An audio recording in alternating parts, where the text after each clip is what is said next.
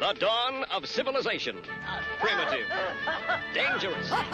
Exciting. The handwriting is on the wall. If the human race is ever going to amount to anything, it needs the most civilized caveman I have ever seen. Look who's come out of his cave. Hi everyone, this is James from Cave Dweller Music Podcast. I am joined as usual by my co-host Brendan. Today we have a special guest for you all the way from Spain. Welcome José, the drummer for the incredible band called Totengott. If that name sounds familiar, there is a reason for that. We'll get into that in a little bit. Thanks so much for coming on the show. Great to have you. Yep, thank you guys. It's good to be with you here today. Great to have you. For anyone who doesn't know the music, the band or anything like that, can you tell us a little bit about the band, a bit about what you do in the band, and maybe a little bit about the band's history? Yeah, okay.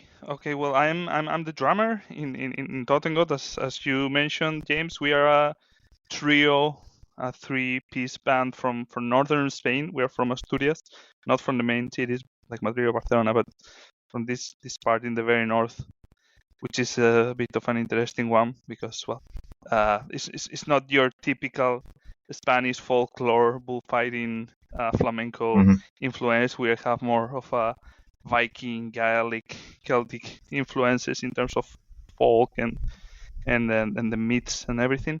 And yeah, I mean we have been playing together for around a decade, more or less. We started. We always say that we started almost as a joke. We started doing Celtic Frost covers simply for the fun. We knew each other from. We never played together, the three of us, but we knew each other from different bands because we have a pretty vast background in the music scene of our region.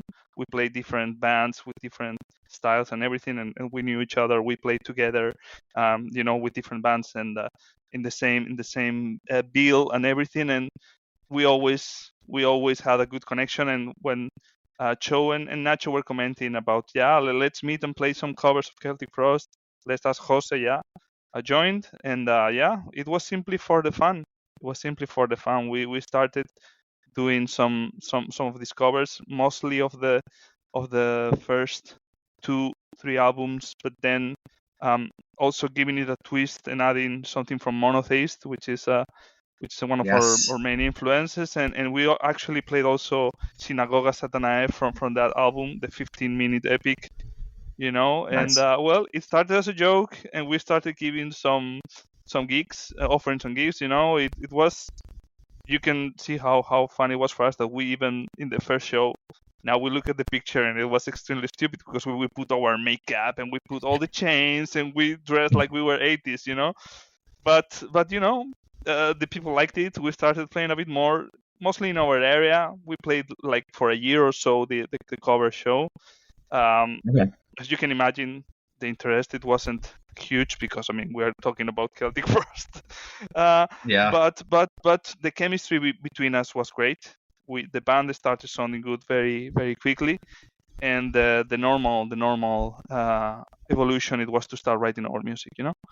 So 2016 we released our first demo, which are the songs that we later recorded in 17 for our first album, Doppelganger.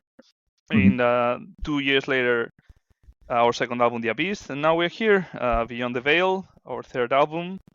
And in terms of a style, well, you can guess that we are pretty influenced by the band that we already talked about, Celtic Frost. But it's not only that, and we are also trying to escape a bit from that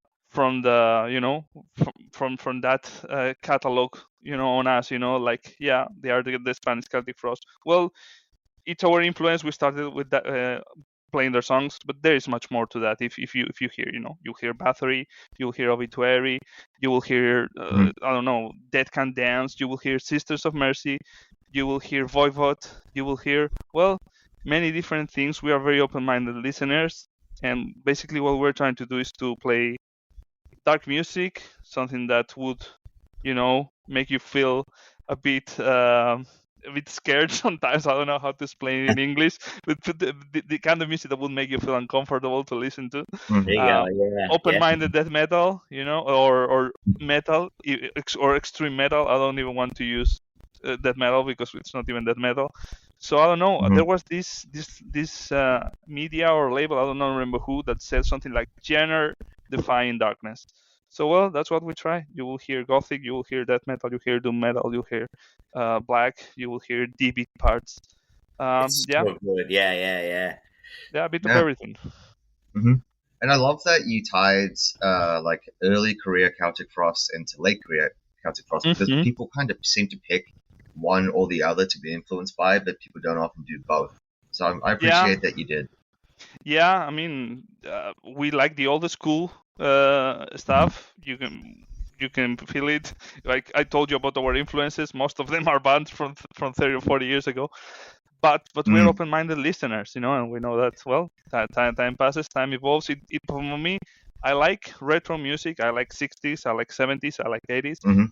But we wanted to sound contemporary as well, We didn't want to sound like one of these bands who is simply trying to emulate the sound from the early 80s, Right. Uh, It sounds kind of like it's not like to say it's a new fresh look on the first like wave, like kind of, but it's not. I wouldn't consider it like a second or maybe, but it's just brand new. It's just you kind of like redid it without like with you redid it and created something new. Yeah, it's what we're trying to do. We get our influences, we get a bit from here, a bit from there, and at the end of the day, you add your personal touch, you add your perspective, and then you get this. So glad you guys are enjoying it. Yeah, that's killer stuff, man. We were lucky enough to catch Triptykon's special set at Maryland Death Fest a few years back, where they did a full like 90-minute set of Triptykon, and then they also the following day did like a full like 60-minute set of Hellhammer. Yeah, that's very cool. And that was sweet. But this coming year they're doing the similar thing where they're doing a Triptykon set and then they're also playing a full Celtic Frost set. Yeah, that's good. Yeah, I also saw. I was lucky enough, I guess, that for me being in Europe, it's easier to see the bands live. Here in Madrid, there's this very cool festival over here, which is mostly doom, death, this type of thing. It's called Madrid is the Dark, and it was announced as a Triptykon show, and we were expecting all the stuff, but then they played only Celtic Frost. It wasn't announced as a Celtic Frost set. And it was very cool. It was very cool. And then I also saw them with the Triumph of Death, the Hellhammer thing in Hellfest. Yeah, that's what we saw.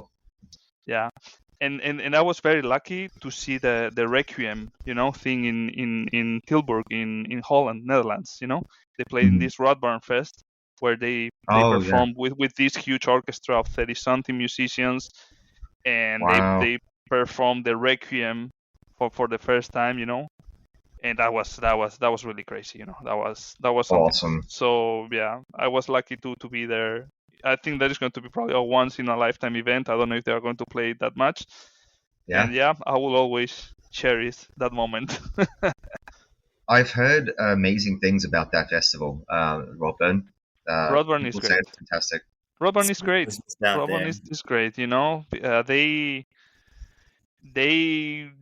They push the limits in terms of music. It's basically it's pretty much in our philosophy. They like the classic metal, but they want to go a bit farther. Yeah. And our first two albums, the vinyl version, was actually released by Burning World Records, who is the guy doing Rodburn Records, releasing the live releases of the fest, and he was in the first edition parts of the organization. And he was interested in the band from the beginning, and he supported us, and he helped us taking us where we are at the moment, And the festival is great. You should go. Very unique shows, very commissioned performances only for the festival. If you ever come to Europe, and you have the opportunity, it's something to remember. That's the one. Mm-hmm. Yeah, it sounds really cool. Mm-hmm. So going back, you mentioned labels.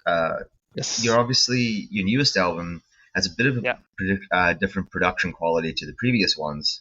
Is that in part due to who's been helping you put this one out? Yeah. The album was released with Dutch label Hammerheart Records. You know them. They have been releasing, and they have been a basic piece of this stuff in Europe since the 90s, and now they have in their roster, I don't know, really classics like Master, like Travel. They have a lot of cool bands, that we like I don't know, I Soul, Phlebotomized, CR Bliss, different types of music. They are very open-minded listeners. They are, as we are, also influenced mostly by the classic 70s, 80s, 90s extreme metal. But they are also releasing all this new stuff, and yeah, we were great. They were great to us. When we were looking for someone to release the new album, we sent a few emails here and there, and Hammerheart was from the beginning one of our top choices. And from the beginning they showed interest. When we contacted them, it was with it wasn't even with the full album. It was with a demo version of the album that we recorded by ourselves. Okay. And yeah, it turned great. It turned great. They were interested from the beginning. They supported us. They are bringing the band to listeners that never heard of us before. And yeah, it's been great. I like Hammerheart because they do like a good mix of re-releasing old classic albums and like a remastered special edition. But like you said, they also take chances on like unknown bands, newer bands. So they have a good spread. Yeah. And they're music fans, and they it's not like they worry about how good this band is going to sell or how famous these guys are. They listen to the music. It connected with their likes, and they from the beginning they were interested. And I mean, it's not like we are going to give them a lot in terms of being a very big band or a famous band, But yeah, they liked what we did. They took their chances on us, and we're grateful for that. Hell yeah! It'd be silly not to, man. Yeah. Yes. So, talking a little more about where you're from, what's the music like in Spain? You cracked a bit. Can you repeat that? Oh, sorry. I was just saying, what is the scene like in Spain? Like underground scene? Yeah. Well, there's a bunch of good bands. Obviously, for Spain, it's much more difficult compared that if you are from Sweden or if you are from, I don't know, from Germany, or if you are from all these areas where metal is much more common, or where people are used to listen to metal since they were kids. For us it's difficult in terms of that there are not that many listeners over here, and we are even we noticed it for a while, but now with Hammerheart even more, that there's more interest in places like Germany, in what we do. And I was telling them, like, out of 10 albums that we sell, 5 go to Germany, 3 go to the rest of Europe, and 2 go to Spain. And we played in Spain a lot, and we played in great places, but it's difficult. There's not that much. I mean, there's an audience, there are big festivals, but it's always about the big names. The underground is the underground, and it's not like we have the need to play for the biggest audience in the world. We know where we come from, we know the music that we play, we are used to play for 20, 30 people. We don't care. It's going to be the same show as if we're going to play in front of 3,000. But I know that if we were from Sweden, if we were from Germany, if we were from Norway, probably would have been easier for us. And there's a lot of cool bands. Over here. We have Balmog. They are our friends from Galicia, that they are playing this very raw black metal. They also have a bit of atmosphere in what they do. There is this band from, well, now they are they are now established in Barcelona, but not all of them. They are from Barcelona. They are called Todo Mal, which the name is very funny because it's Spanish for everything wrong, which is. But the music is great. It's this atmospheric doom, like Candlemass mixed with Pink Floyd. It's a very cool stuff. There is Graveyard playing death metal, not Graveyard, the Swedish band. There's the Spanish Graveyard playing death metal. There is Jade, which is also this atmospheric death metal. There are a lot of cool bands over here. Some of them are more famous than others, but there's a lot of stuff over here, and you should pay attention if you are an avid listener. I can tell you some names that you would really enjoy. Have you heard of a band from Catalonia called I think it's Udol? UDOL. Udol? No, I don't know about them. They're really cool. They all their songs are in Catalan, and then it's all the songs are about like old Catalonian myths and legends. I'm checking it now. Okay, it's a gothic rock duo. Yeah.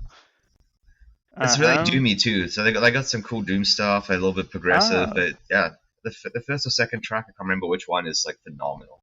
Yeah, great album. Yeah, it sounds very interesting. Yeah, I see here the influences, Crowbar, Down, Isis, Melvins, everything good. Neurosis, so all good. Exactly. That's great. Good stuff. So what's your nearest major city that you go to play in?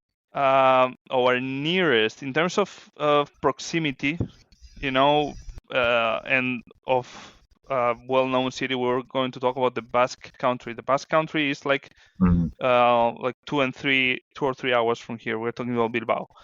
Then Madrid is like 5 hours from here, and we're talking about a drive. And Barcelona, which actually is the place where I feel that there's more interest in what we do. Barcelona is a bit it's a bit more European than most of the Spanish places, and there is really interest in extreme metal over there. And that one is the farthest one. It's like an 8-9 hours drive, But that's the thing. Everything is good. We play in, we already have for this album set up gigs actually in Barcelona and Madrid. They are going to be announced these days. We have something also in our area, in Galicia, in the Basque Country. We are beefing the Spanish tour for this autumn and winter, and the idea is to play a bunch of European shows also next year. Probably during the spring. We are setting up some things. We are trying to close some stuff, to set everything. But the idea is, during the next spring, doing a bunch of shows going up, especially Central Europe, as mentioned, the Netherlands, Belgium, Germany, Switzerland. We already performed in those places with the previous album. But that we really want to return, because that was right before the pandemic, and we planned it pretty quickly. It was a pretty rushed, and it was great experience. A good amount of people saw us. Some shows were stronger than others, but we really wanted to plan it properly since then, And then the pandemic came, everything went down. We already had plans to return, and we had to cancel everything. We were like in standby, for some time. Then we started with the recording of the new album, getting back on track. And we could have done it earlier, but we were focused on what we were focused, So now, next year, we really have to do it. And there's a lot of people who wants to see us in those areas. So we have to. Plus, now you have like the weight of the label behind you, the name. And we noticed the interest. We are in contact with some festivals. We're not with the. It's very difficult, to get into the big names. Obviously, we all want to play in Wacken, or we all want to play in Hellfest or whatever. But those are very difficult to get in. But there are a lot of medium-sized festivals that already show some interest. We are trying to decide how to play it. If we are able to connect a few of them, if they are more or less in the same dates, to do a tour. If we are going to try to, we need to decide how we're going to play it. We are these days discussing, but that's the idea, going and yeah, using the opportunity that we have now that more and more people are caring about the band, that they are hearing about us, and yeah, that they're showing interest. So yeah. That's sweet. Awesome. Do you have favorite venues that you want to get back to? Well, about the venues, it's a bit more about the places, because the venue is there, it's cool, the people treat you well, but at the end of the day, it's about the audience, And as mentioned, we want to go back to Barcelona. We can't wait to go. That we have a gig that will be announced these days there for December. We want to go back to Switzerland because it was pretty crazy how we found ourselves playing in a basement in Basel in 2019, where we didn't expect nothing special, and it was crowded and everybody was crazy, and we were performing into the Creeds of Race from Celtic Frost to a sweaty audience, and it was very cool. Yeah, and then we want to return to those places, that were different. In Spain, obviously, the main places are always important: Madrid, Barcelona, and obviously we want to play back in Germany. We did Weimar back then. We want to play in more places, So yeah, it's not about the menu; it's more about the audience. And yeah, every place has its beauties, Nice. Just quickly, I want to confirm something because I mentioned it at the start of the podcast. The band name, that is inspired by the Celtic Frost track from Monotheist, right? Yeah, obviously, yeah. That was from the days that we started doing covers, Yeah,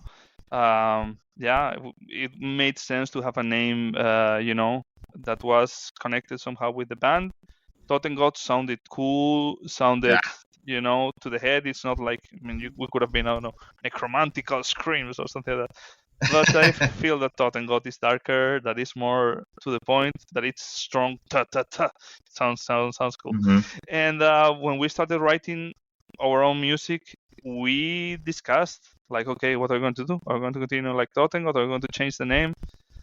But we liked the name, and it wasn't only, connected to Celtic Frost, the Totengott concept. It's, it's the god of the dead. It's this deity, that collects the souls of the people, and that is present in every mythology, So it's a cool name. We decided to continue using it, and yeah, I think it's working fine.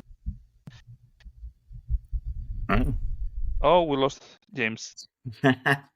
This happened yesterday, or not yesterday, last week, but he'll come back. It's all right.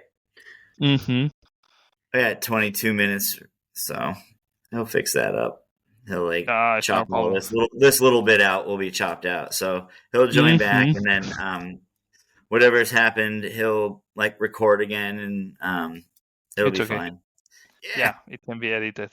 So where are you exactly at the moment, Brendan? Because he told me he was in California. You are in? I'm in Connecticut. Connecticut, okay. That's cool. Yeah, so I'm on the east coast of the U.S. Nice. Yeah, this area has been it's starting to turn into fall around here, so it's really really nice area. Like the leaves are all starting to change, and then yeah, it's cool. It's neat. Yeah. Okay. We are still in the very summer. It's pretty hot over here, but yeah. Nice.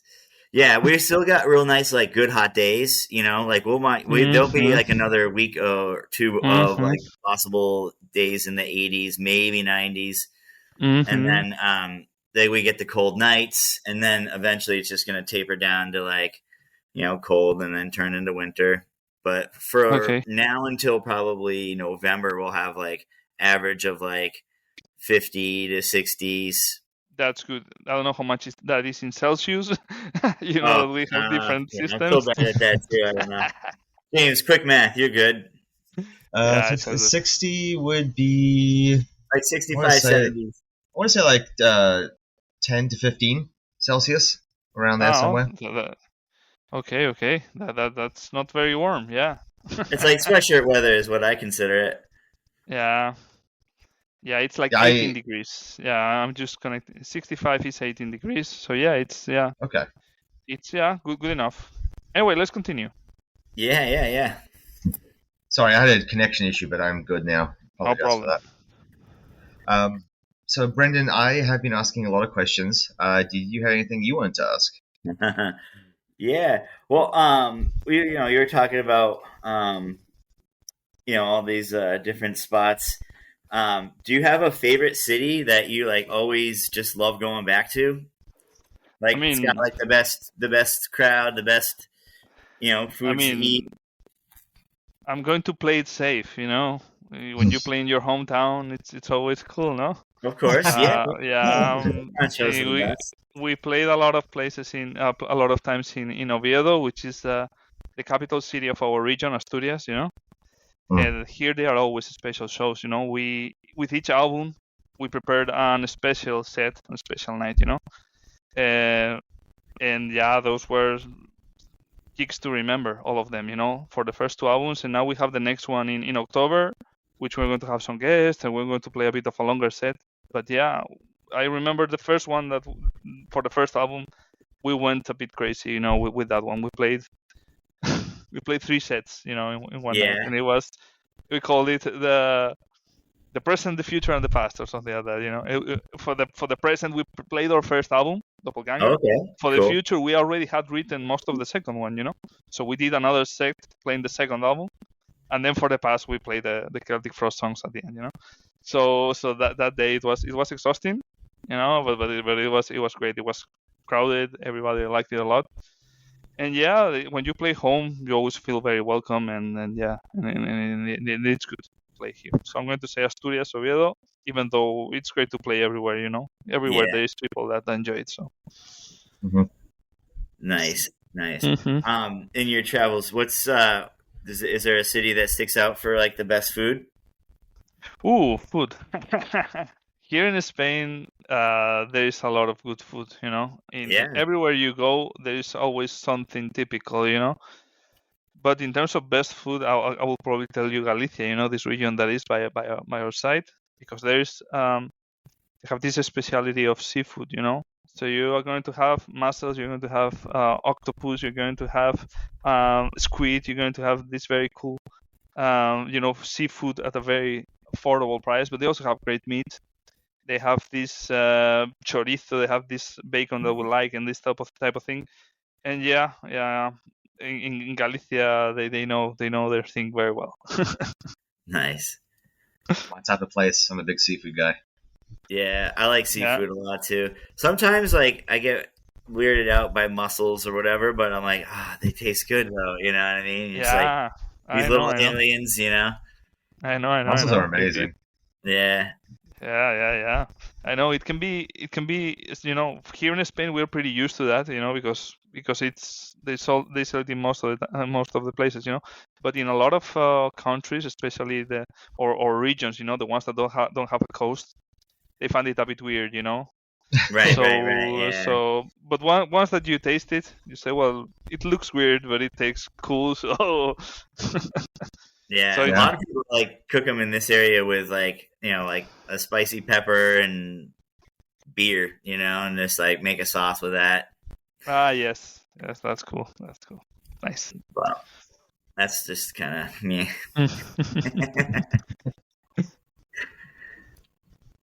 That's funny. Who got you into playing drums? Like, who was how did that all start out? Ooh, yeah. It started when I was 18, more or less. Back then, I mean, I'm not ashamed to say it. I mean, it has to be the good old Lars Ulrich, Interesting. I mean, yeah. I was. As a kid, I was crazy. There are many bands that I liked back then already. Metal. When I was a kid, I started at 9 years old, something getting interested, in, it was 92, 93. I remember getting MTV on my home. And so I started getting interested, you can imagine, in Aerosmith, in Guns N' Roses, Soundgarden, this type of thing, And then I remember I was around that age that I saw this Vivis and Butthead show, and they were they were joking about the video clip of Metallica 1, And I remember hearing to that. I was a kid, and I was like, "Wow, this is crazy." You know, I never heard anything like that back then. You know, I was into hard rock or grunge, whatever was more. And Metallica were already huge. You know, but you know, listening to one, you know, with the double bass, you know, the darkness, the solo, and I was like, "This is what I want." You know, and I started getting more and more into metal.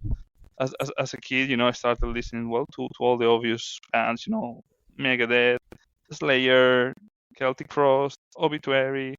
You know, with the years, I remember that. But yeah, the main influence, not the main influence, but the main reason that I got into metal, it was Metallica. You know, when I was. So probably they have their you know, their guilt. You know. They turned into what they turned in this huge money machine, you know, which is great for them. Probably not so much from the artistic point of view. I feel sometimes pretty sad to hear Lars performing nowadays, you know, because he, you know, struggles a bit with some parts with the tempos, but he was great. He was great. You know, it's not like he didn't need to be technical. He was a great drummer. He influenced many of us. He played with huge walls, if I can say that, you know. He had his strengths, he knew them, and he used them properly, you know. Now, I mean, I can understand. How old are they? 60 whatever? I mean, let's see how I am when I'm 65, you know, or where I am. So, right. Anyway. It's one of those questions. There are many influences for me, you know. Lars, Dave Lombardo, Mike Bordin from Faith No More is one of my favorite ones ever. Yeah, there are many things, you know. There are many musicians. What's your favorite song to play live? Ooh, my favorite song to play live. Well, from Totengott, it has to be Doppelganger to The Abyss, which is the last song in the second album, you know. It's this 21-minute epic, you know. Yeah. That I mean, it's the song that we used to close the shows for a bunch of years, and now we came to a point in which it's more difficult, you know, to find a moment in the set because it's a 21-minute song. So if you have a new album and you have to perform the new songs, which I also love, and we want to play, and we're going to play the next shows, we're going to play basically the full album or almost the full album, you know. But when we have the time, if you're obviously if you're playing a festival or if you're playing in a bill with a lot of bands and you are only playing 45 minutes, you cannot use half of your set to do one song. But when we are playing 1 hour, we find a way to stretch it then, you know. And that one, I can tell you, it's a strong song, you know. That song? No, I'm referring to Doppelganger, to The Abyss. Oh, okay. The last one from the previous album, The Abyss. Okay, but yeah, but the Golden Crest. That one is fucking awesome. The Golden Crest is, you know, it has a similar philosophy, you know, to The Abyss, you know, and obviously that one is becoming slowly. I don't want to say a new favorite because the favorite is usually the single, you know. They go for the easier or the shorter songs, but there are a lot of great comments about the Golden Crest. The Golden Crest is going to be played in every show that we give for this album. I can tell you it's almost 14 minutes, but it has to be there. It has to be there because it represents what we do perfectly.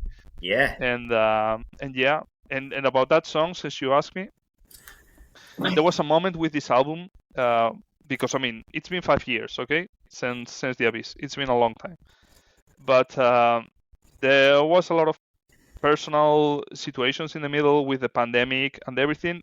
And also, we worked very hard in terms of finding the right songs for the third album, you know, because we wanted to go next level. And we wrote this album 3 times, okay? Wow. So we have a lot of material already for the next one. But there was a moment in the second stage of the writing sessions of Beyond the Veil. It was the Golden Crest was going to be a 40-minute song. It was going to be one big epic, you know. The album is going to be one song. It wasn't going to be called the Golden Crest. It had a different name back then. but parts of the epic that we didn't have it finished, but I can tell you that we had 75% of the music written, for a 40-minute song, to be the third album.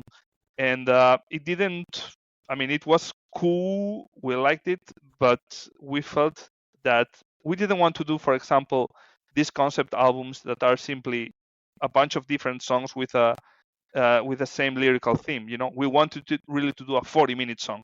You know what I mean? Yeah, yeah. With a common musical theme and everything to be connected in a very natural manner.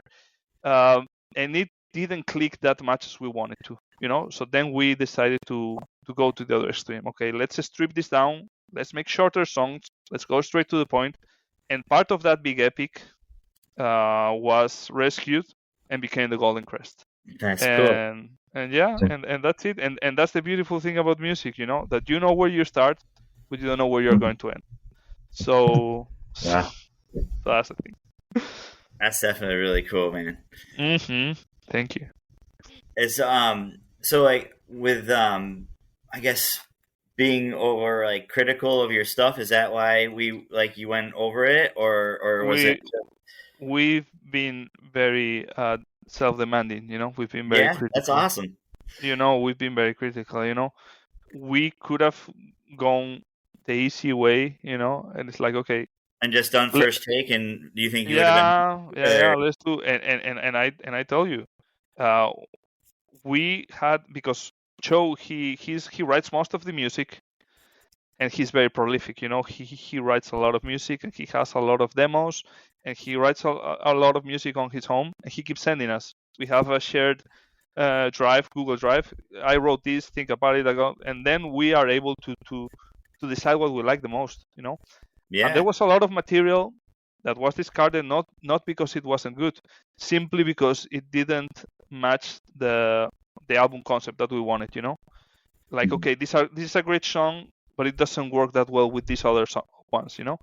So you could always we wanted do a B-side album. Yeah, I mean, down the line. Yeah, I mean, we don't want to take 5 years for the next album. I can tell you that. So it's like we are already reviewing and rehearsing some of the material that didn't make it for Beyond the Veil, because they are great songs and they're going to work great in a different album, So let's see where it takes us. We're already rehearsing like 3-4 new songs, It's not like they're going to be ready to be recorded tomorrow, but our idea is to record next year and maybe release it on the 26th. Who knows? Wow. I mean, we still need to push things, and we need to keep working. Sometimes it's difficult, with the families, with the work, with all the commitments. But that's the idea, to work hard and to be able to have something, and probably 26, Yeah, great. That's definitely sweet. It's good. Mm-hmm. Who did your artwork? Like who? Oh yeah. Yeah. Good question. The artwork. Okay. This was done by this Serbian artist. He's called Chaos Dictator Design. His name is Stefan Todorovic, and there is a funny thing, which we didn't know back then. Then we investigated a bit, and he happened to be the singer or the live singer of Gorgoroth, the Norwegian black. Yeah. Really? Yeah. Huh. Yeah. And crazy. And we had a conversation like this one when we started working with him, and then we asked him, like, "You are the guy who's using Gorgoroth?" Yes, I am. And yeah, I mean, with the artwork, it happened something.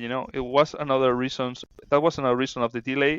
Don't blame Stefan. He's really saved the day for us. We were supposed to work with another artist, for this album. It was a person who we really liked, and we liked what she does, and she had the commitment that she was going to work with us, and we had some agreed dates in terms of, okay, we need to deliver this day. This is the deadline. Mm-hmm. And she simply couldn't deliver. We agreed, on a deadline. She asked for some extra time. It already was a problem, but yeah, we had to postpone a bit the release of the album, and basically we have 3 months delay, more or less, because of the Wow. artwork situation. And last minute, I'm sorry, but I have a personal issue and I cannot deliver. And then we went a bit crazy. It was like, oh my God, what are we going to do? Hammerheart is waiting for the album. They have the music, they have the pictures, they have everything, but we don't have an artwork. So what are we going to do? So we were then there brainstorming. It was like a few days that we were checking all the time on artists from albums that we like, and artists that we knew, asking friends, asking or people around. We were even considering the idea of using classical art, some frame that it's in a museum, and putting it there, Totengott beyond the veil, as many bands do. But then we were lucky enough to find Stefan. Stefan worked. You simply have to see the artwork. It doesn't feel like this is the kind of work that you can do very quickly or to finish it very quickly. Right. But An oil painting. he worked. Exactly.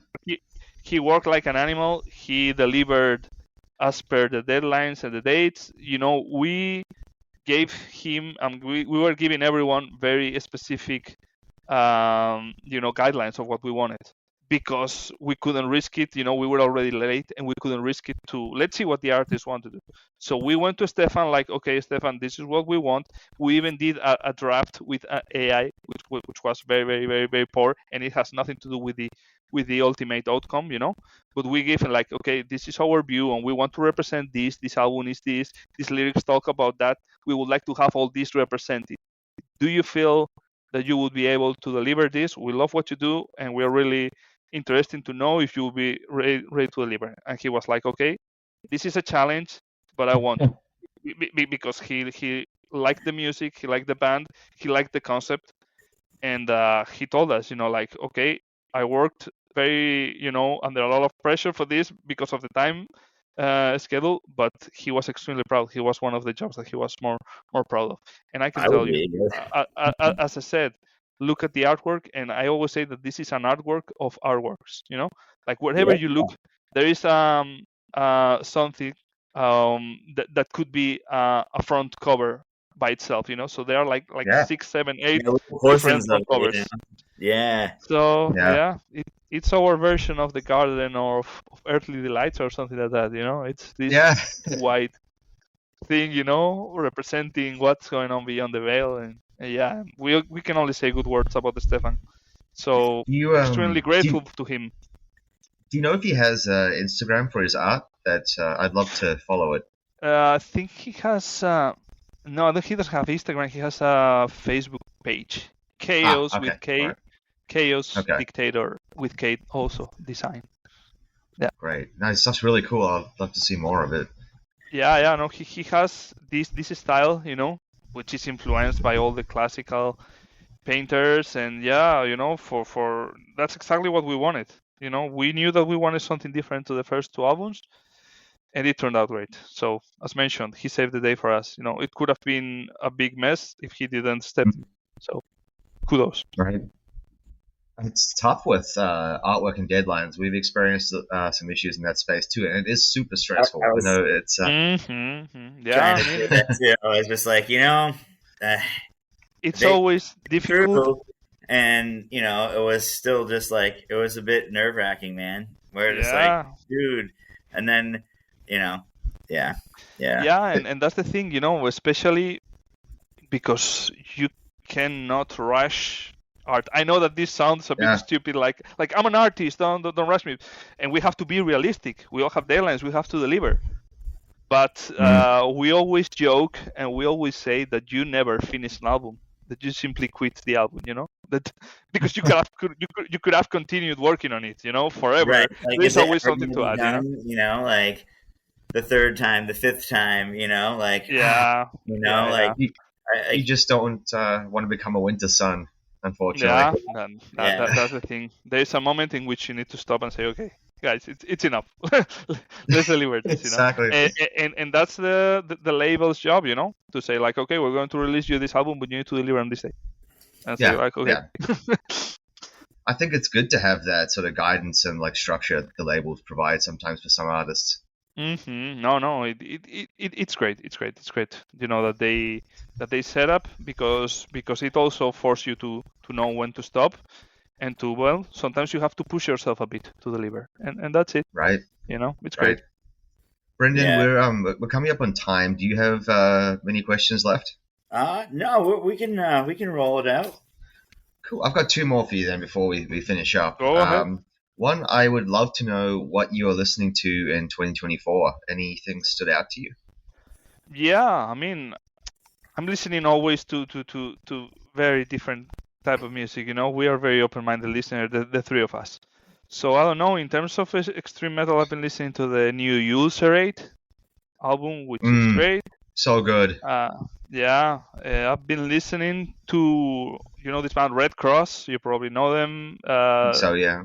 Yeah, they are performing in our area, and I like them a lot. I like also, classic 70s power pop or this type of thing, and they are this very funny band. Two of them actually, it's they are with the Melvins that we talked about. They are also one of my favorite bands. And yeah, they are performing over here in our area in November, and I wanted to see them for a while, so I'm listening to a lot of Red Cross lately. Nice. There is this new album from this Swedish band. This has nothing to do with metal. This is prog folk. They are called Ritual, and then they are very cool. I like that band a lot, and I've been listening to them a lot lately. And I don't know, going back to the classics, listening from time to time the old Obituary, the old Paradise Lost. I've been listening to a lot lately. Nice. And then I don't know, lately I've been listening to a lot of the Eagles, which it's like, okay, how can you listen to the Eagles if you're not American? But I don't know, I got a lot into these albums. I've been listening to Desperado lately a lot, which I like a lot. I actually just bought a greatest hits of theirs. That was it was like a re-released whatever greatest hits thing, and it's got three albums in it. And it has live versions of Desperado on it, and it's good. Nice. It's great. It's great songs. You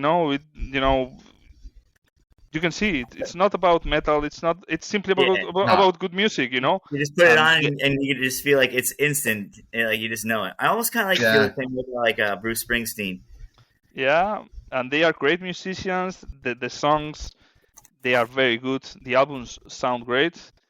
And yeah, I like, and I always, when I listen to them, I always remember the Viv Lebowski movie, where they said something like the Eagles suck. You are either from the Creedence or from the Eagles. Well, I guess I suck. I like the Eagles.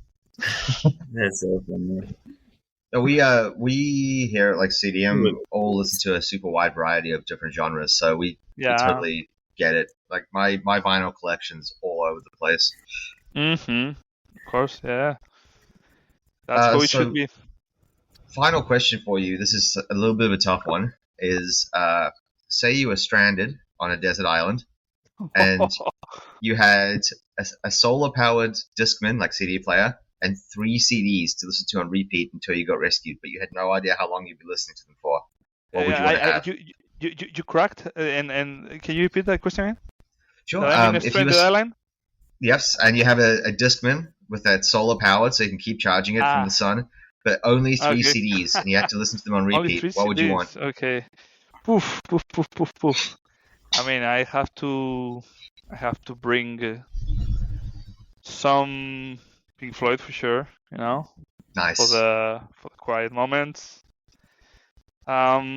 I'll have to put some extreme metal. I don't know. Any Celtic Frost would do great. Some Monotheist maybe. Yeah, I like Monotheist a lot. Maybe something like that. And the third one, I don't know what to tell you, man. That's a difficult one. There's so many bands that I could choose. I will go for something weird, something that would make me feel a bit strange. Something like Mr. Bungle. I like Mr. Bungle a lot. Nice. I would maybe go with Disco Volante, which is the second album in Mr. Bungle. Jazzy mixed with metal, mixed with avant-garde, with all kinds of noise.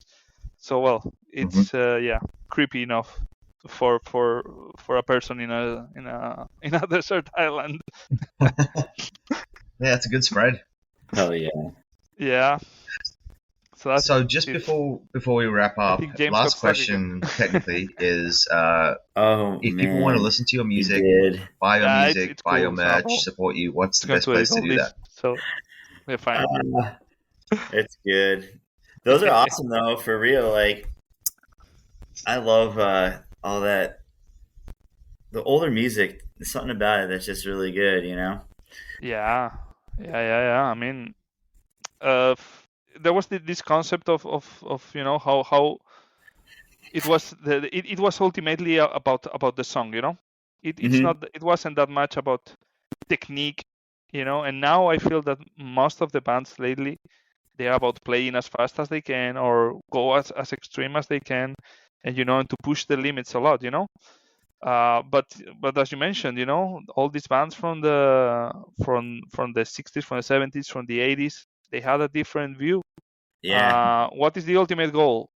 Delivering a great song, you know. This is not about showing off. This is not about masturbation, you know. This is about the real thing, you know. Yeah, exactly. Yeah, I've said this a number of times that skill doesn't necessarily translate to good songwriting, like technical skill. No, definitely. And I mean, I'm very proud of the album that we have. You listen to it, you enjoy it, but none of us are these crazy skilled players, you know. If you compare us with I don't know, with all these, I don't know, brutal death metal musicians out there who are able to play this crazy, for me, you know, and I know a lot of people who does that, and I tell them, for me, what you do is science fiction, you know. Those gravity blast playing at these crazy speeds, which is great, and I like to listen to, you know. But as a player, I prefer, you know, going for something more basic, you know, going to what the song needs. Maybe the song will need 20 minutes of music, but you know, but that's our view. That's how we understand it. So that's the thing. Hell yeah. James died again. Oh. Yeah, it's all right. So, I guess if we need to find your socials and the best way to follow you and get your music, what's the best way to do that?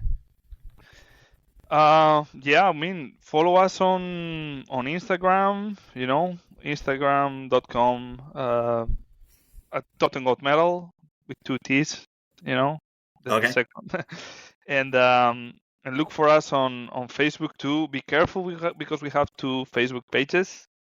The first one is hacked, as mentioned, which was a very big bummer. We lost a lot of followers back then when this happened. We've been pushing for months the Facebook/Meta management, but no one cares at all, and it looks like it's impossible to recover a page that we lost access to. So we have to create a new one. So be careful when you look for Totengott on Facebook.